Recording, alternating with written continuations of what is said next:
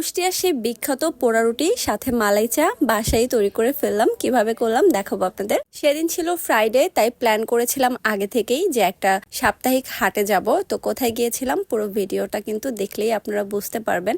আর এখানে গেলে আপনারা কি কি পেয়ে যাবেন সেগুলো কিন্তু ফুল ভিডিওতেই শেয়ার করব।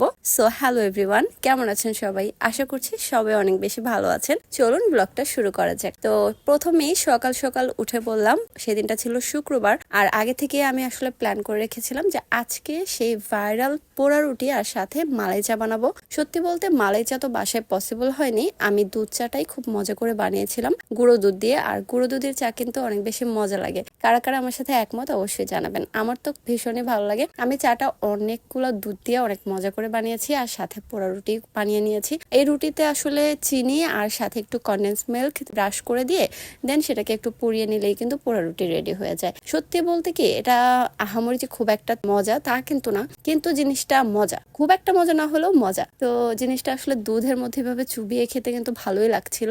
তবে হ্যাঁ, এটা বানাতে গিয়ে একটু ঝামেলাও হয়, যেহেতু কনডেন্স মিল্কটা ব্রাশ করে দেওয়া হয়। সেই ক্ষেত্রে চুলার ওপর যখন এটা দেওয়া হয় তখন কনডেন্স মিল্কটা গলে গলে পড়ে চুলাটা নষ্ট হয়ে যায়। এটা বানিয়েছি ঠিক আছে, কিন্তু আমার চুলার অবস্থা 12টা বেজে গেছে, যেটা পরিষ্কার করতে আসলে আমার অনেক বেশি টাইম লেগে যায়। তো তারপর ওটা খেয়ে আমরা দুপুরবেলা যা ছিল রান্না বান্না করে খেয়ে দিয়ে আমরা চলে আসি সেই সাপ্তাহিক হাটে। তো আজকে আমরা চলে এসেছি আসলে চকবাজার সাপ্তাহিক হাটে। চকবাজার তো প্রত্যেক শুক্রবারই একটা হাটের মতো হয়, বা মেলাও বলে, আসলে অনেকে এটাকে মেলাই বলে। তো এর আগের ফ্রাইডেতে আমরা মতিঝিলে গিয়েছিলাম। মতিঝিল সাপ্তাহিক হাটটা আমার ভীষণ পছন্দের একটা জায়গা। এখানে গেলে না চোখ আসলে আটকে যায়, প্রত্যেকটা জিনিস নিতে ইচ্ছা করে, যেটা দেখবেন সেটাই ভালো লাগবে। তো চিন্তা করলাম যে দেখি চকবাজারের সাপ্তাহিক যে হাটটা বসে সেখানে কি কি পাওয়া যায়। তো প্রথমে আসলে চাদর দেখছিলাম, ওইখান থেকে একটা চাদর নিয়েছিলাম মাত্র 330 টাকা করে। আমি কিন্তু ভিডিওর শেষে দেখিয়ে দেবো আমরা কি কি কিনেছি সেখান থেকে। তারপর আর কি একটু খাবার দাবার দেখছিলাম। এটা না একটা ছাতুর নাড়ু, এটা কেমন লাগে যদি কেউ খেয়ে থাকেন অবশ্যই জানাবেন।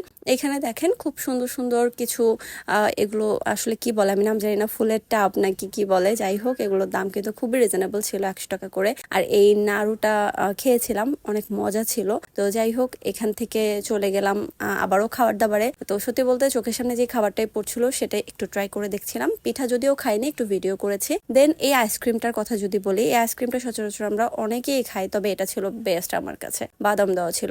তারপরে চলে আসি এই কাচের জিনিসের দোকানগুলোর এখানে।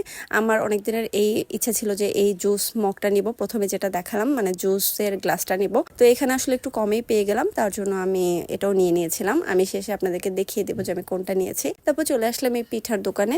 ওই যে বললাম যে পিঠা তখন খাইনি, তো সামনে একটু আগানোর পর দেখলাম যে এখানে আসলে দেখে ভালো লাগছিল। তো এখান থেকে আমরা পিঠা খেয়ে তারপর আবার মতিঝিলও গিয়েছিলাম, তবে রাত হয়ে গিয়েছিল দেন আর ভিডিও করিনি। মতিঝিল থেকেই মূলত আমি মেইন সিরামিক্সের জিনিসগুলো কেনাকাটা করি, কারণ আমার মূল উদ্দেশ্যই ছিল সিরামিক্সের জিনিসগুলো কেনাকাটা করা। তো দেখেন আমি হচ্ছে মতিঝিল থেকে এই দুইটা কাপ নিয়েছি সিরামিক্সের ভ্যান থেকে।